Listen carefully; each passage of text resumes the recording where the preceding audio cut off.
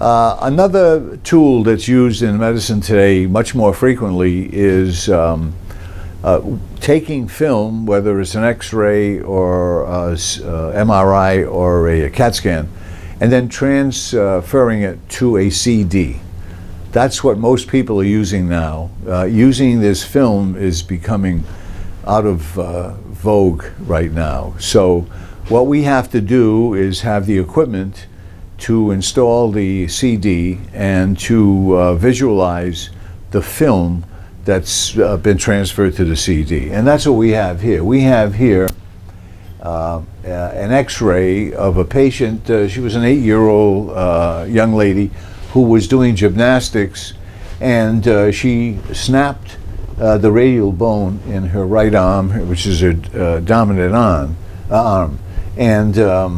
And this film was placed on a CD, and so of course we had to have the equipment so that we can read it the same as a radiologist or a physician would. This is the same view that they would have. Well, I'm able to capture that view too.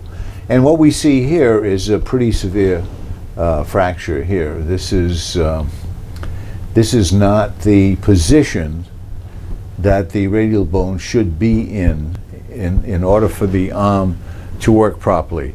And so one of the things you have to understand is the anatomy of the arm, and that the ability of the arm to turn and to flex up, down, pronate, involves moving of these two bones, the ulnar and the radius, in concert.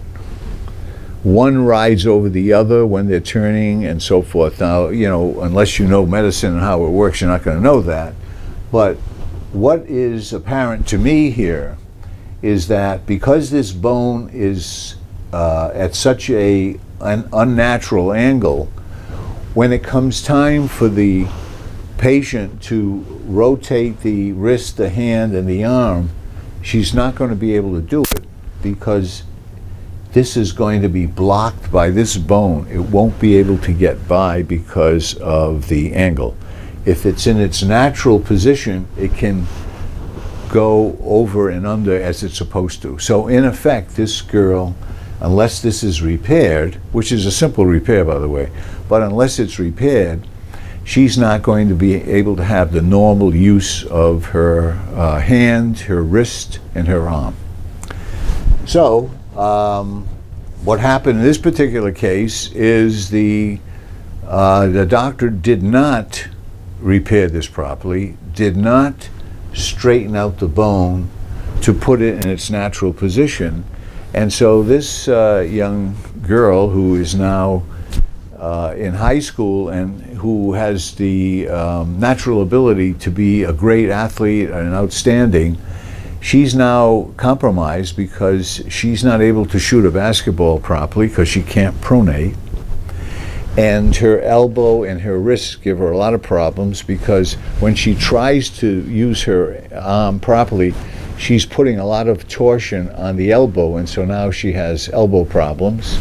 And the wrist is not functioning properly because by having this much of an angle on the bone, it actually has shortened the distance to the wrist, and there's a gap there which is creating pain, and for the rest of her life she's going to have continual problems with her wrist and her elbow.